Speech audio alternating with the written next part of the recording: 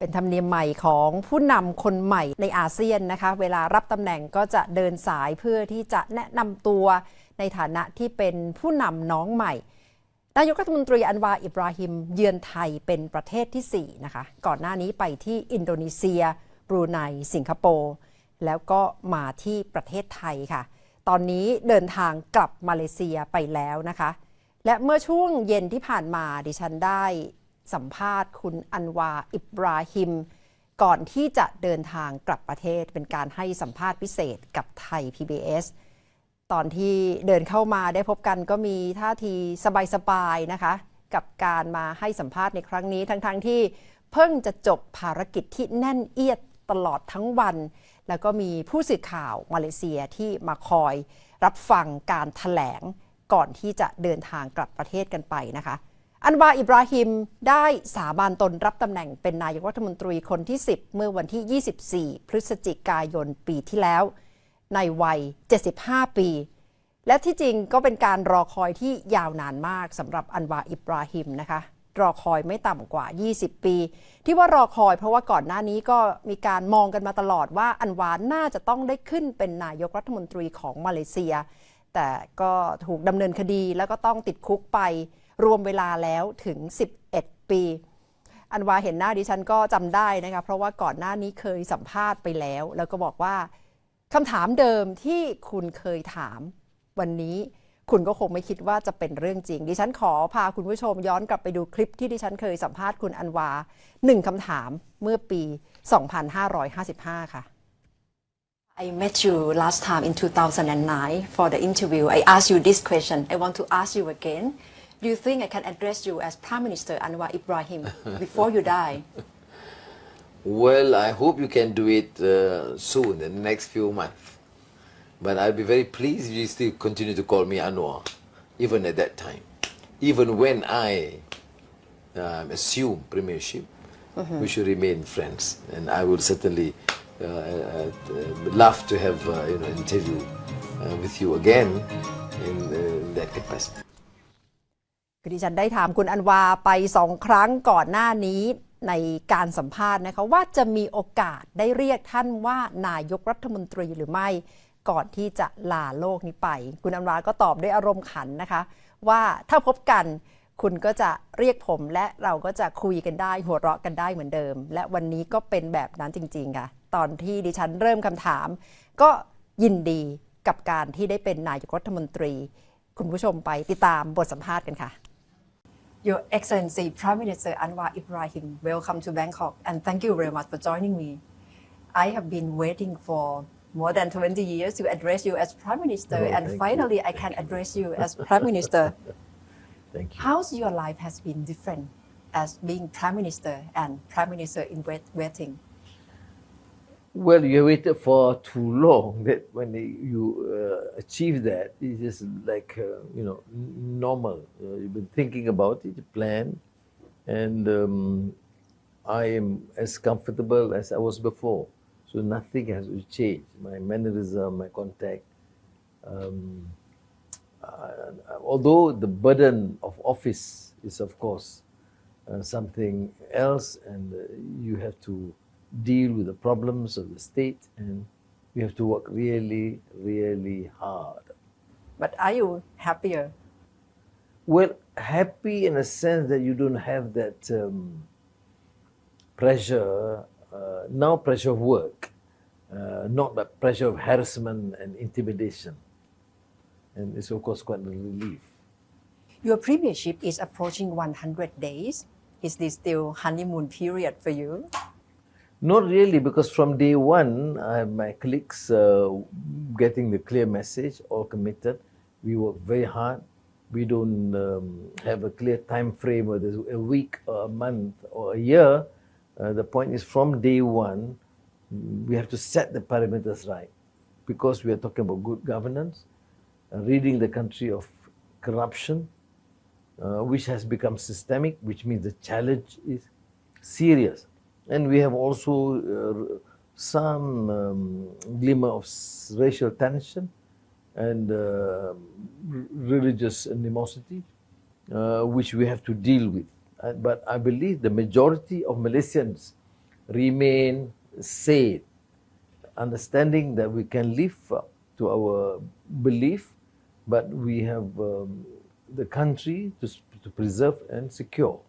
Regarding your visit to Thailand, your schedule is very packed, about 48 hours. But yesterday you have discussion with Prime Minister Prayut Chan-o-cha, and it's been expected highly out of your visit that it will lead to peace process in Thailand, especially the role of Malaysia. Can you tell me what you discussed with him, frankly, about the south of Thailand? Well, with Prime Minister Prayut Chan-o-cha and Deputy Prime Minister General Prawit, who's of course dealing with some issues in the south, we discussed it extensively because it's been going on for decades. The difference being it is an internal matter within Thailand. So we can come in only as a facilitator when requested. And I told Prime Minister Prayut that in a small way, with your agreement, I would do whatever is necessary, talking to our friends in the south, engaging with them, and also engaging with those in Bangkok. There is trust deficit. Is it true that there is not going to be intimidation? Is it true that their welfare, that their religion and culture and language be protected? I believe it is true. I mean, it's not just a matter of what the government had said, but it's from their action. So we'll have to then ensure that the negotiations and meetings take place more often, and some of the issues raised must be dealt with and addressed. But what cannot be considered or compromised is our position against any form of violence. Formally, Malaysia has appointed new facilitator. Can you do more on top of having facilitator for Malaysia? Well, only one facilitator who's formerly chief of the armed forces, who's a friend to many of the key generals here, and that has helped immensely in the negotiations, in the process of negotiations. But what is more important is not just one man, it's a commitment. Number one, both prime ministers. Number two, both security agencies. Number three, the issue of socio-economic development, not only for South Thailand, but also for North Malaysia, North Malaya, not North Malayan Peninsula, and both in terms of bilateral and also the triangle, which involves part of Indonesia. So we have to revive that. And I think there's just a consensus. I think Prime Minister Prayut was also very positive in this sort of initiative. I can't say for now, but from reading the notes of past meetings, this has been most frank, most forthcoming, and a commitment to proceed to ensure that there is a special sort of effort to enhance bilateral relations, border security, avoiding smuggling,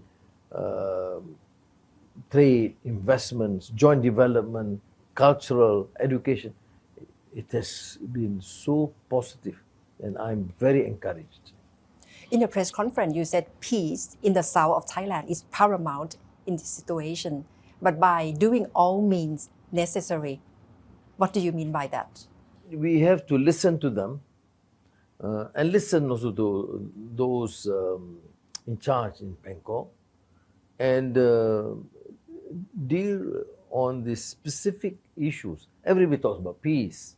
Everyone talks about justice. But if you can listen to the grievances and deal with it specifically, but again, on top of all this is socioeconomic development. And people will be busy in development, busy in their jobs, and at the same time, their interest of the minority groups, both either religious or groups, as part of the Thai context, is respected. I mean, I told Prime Minister General Prayut that in Malaysia, we are also making that departure. I don't want any citizen, be it a Muslim or Buddhist or Christian or Hindu, to feel that they are marginalized in any way. I mean, so sometimes it's not true. Sometimes it's a perception. So we have to correct the perception. Sometimes it's not the policy, not the leaders, but the enforcement agencies and the players on the ground. So all these things can be addressed. But these are not really issues that is not unsurmountable. This can be dealt with. In my exchanges with not only the two, the Deputy Prime Minister and other ministers, but I sense there is this ray of hope. The people are look. We want to develop our countries. We want to have. Therefore, we need to have excellent relations with our neighbor. It is a common border. It's no joke. And unfortunately, the border areas are for us from Malaysia also relatively the poorer areas, and similarly in Thailand. So our common resolve is to uplift. That's why there was a misunderstanding where I say, look, develop South Thailand. I should say should also develop North Malayan Peninsula. So if it is joint effort, it will help. เป็นส่วนหนึ่งของการสัมภาษณ์พิเศษนายกรัฐมนตรีอันวาอิบราฮิมนะคะที่ดิฉันนำมาให้ดูในวันนี้ก็คือในส่วนที่แนวทางวิสัยทัศน์ที่จะร่วมมือกับไทยในการแก้ปัญหา3จังหวัดชายแดนภาคใต้เรื่องเกี่ยวกับอาเซียนและจุดยืนของมาเลเซียต่อการแข่งขันระหว่างสหรัฐและจีนจะนำมาให้คุณผู้ชมติดตามกันต่อในสัปดาห์หน้าค่ะ